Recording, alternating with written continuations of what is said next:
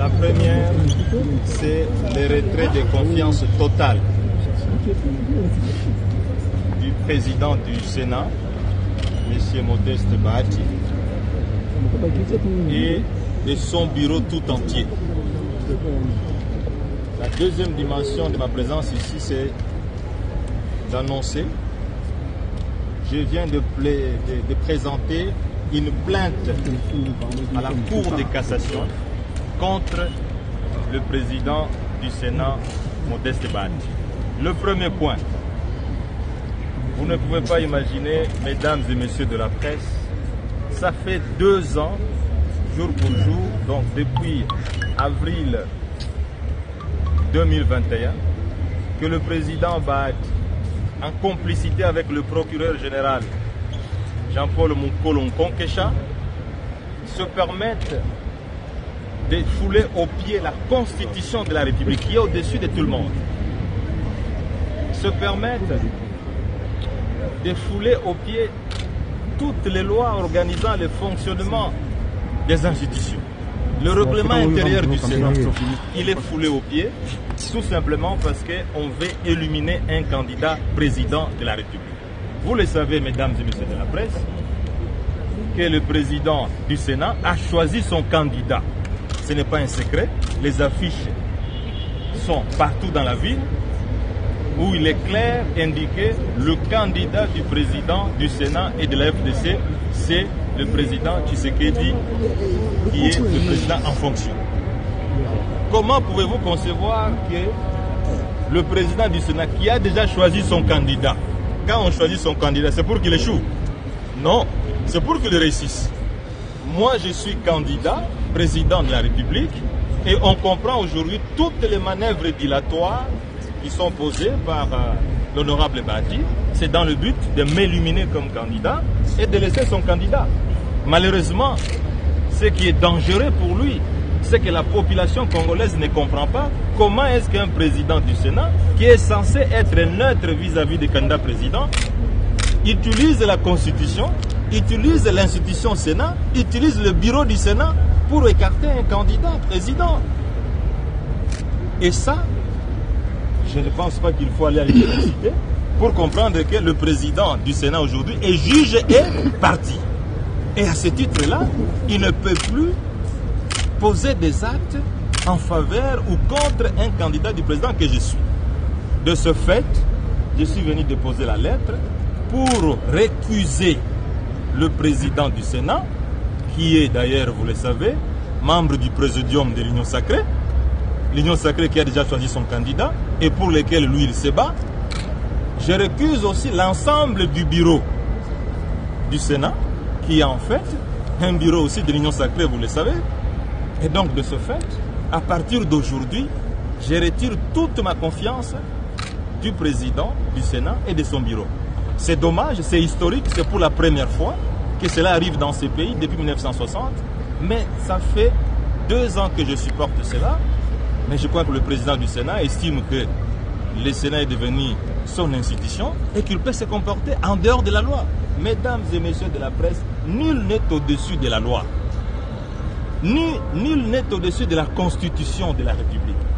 Mais le président du Sénat, il foule au pied les règlements intérieurs du Sénat, il foule au pied la Constitution parce qu'il faut condamner Matata, il faut le mettre en prison pour que son candidat passe. Mais pourquoi lui, le président du Sénat, il a peur?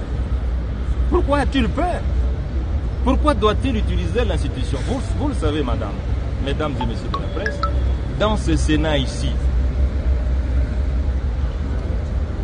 la plénière s'est prononcée contre la poursuite judiciaire contre M. Matata. Vous le savez, non? Ce n'est un secret pour personne.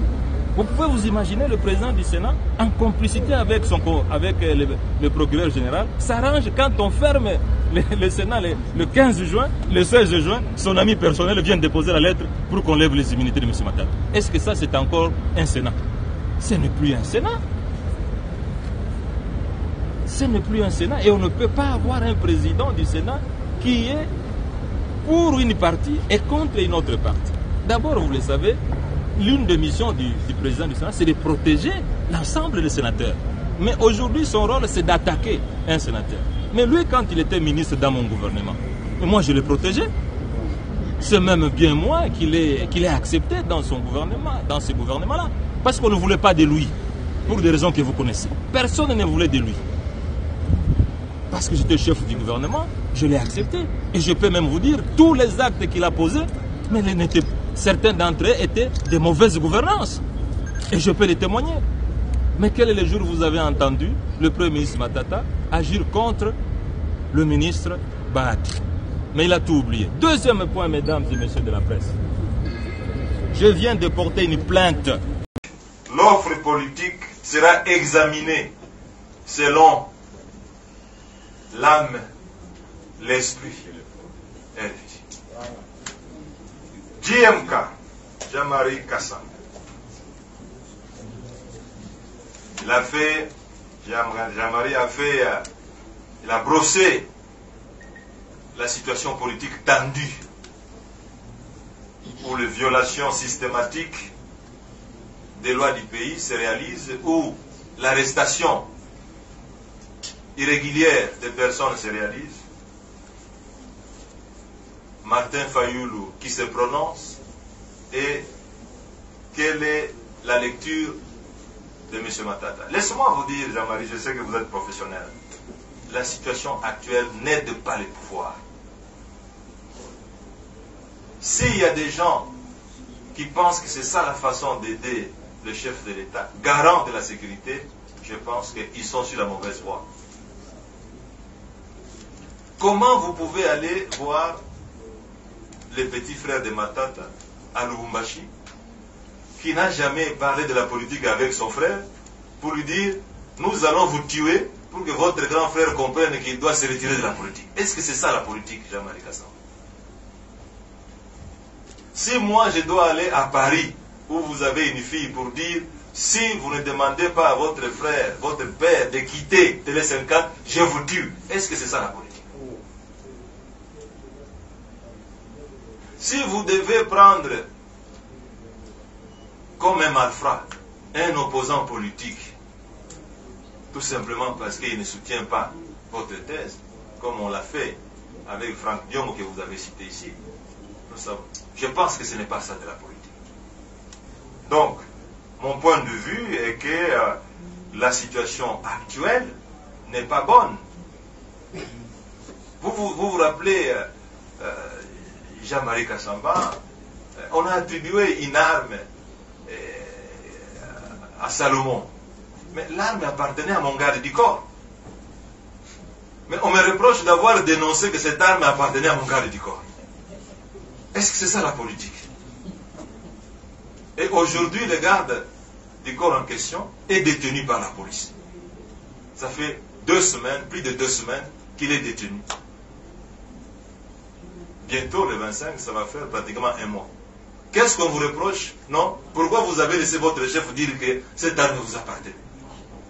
Sincèrement, est-ce que c'était une infraction de dire que cette arme-là, que vous avez attribuée à M. Salomon Kalonda-Id, ce n'était pas son arme? Cette arme a été remise en bonne et due forme en décembre 2016. Donc ce n'est même pas hier. Jean-Marie Kassamba, la situation est mauvaise. Éric Zan. Déclaration de Fayoulou, oui. La déclaration de Fayoulou, bon, ça engage M. Fayoulou. Le dossier n'est pas judiciaire, le dossier est politique. La hantise aujourd'hui, c'est de savoir comment on va éliminer M. Matata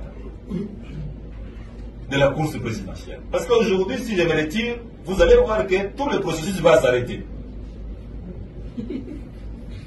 C'est la vérité. Combien de fois j'ai reçu des émissaires pour venir me demander d'adhérer à l'Union sacrée? Ce n'est pas un secret. Je ne vais pas citer les noms ici. Combien de fois il m'a été demandé de retirer ma candidature? Je ne vais pas citer des noms ici, mais j'ai répondu, je n'entrerai pas dans l'Union sacrée, je ne retirerai pas ma candidature. Comment j'envisage d'en finir ce dossier? Mais posez cette question au tout-puissant Bahati, posez cette question au tout-puissant Mukolo, poser la question à ceux qui les instrumentalisent, parce que vous les connaissez. Merci beaucoup.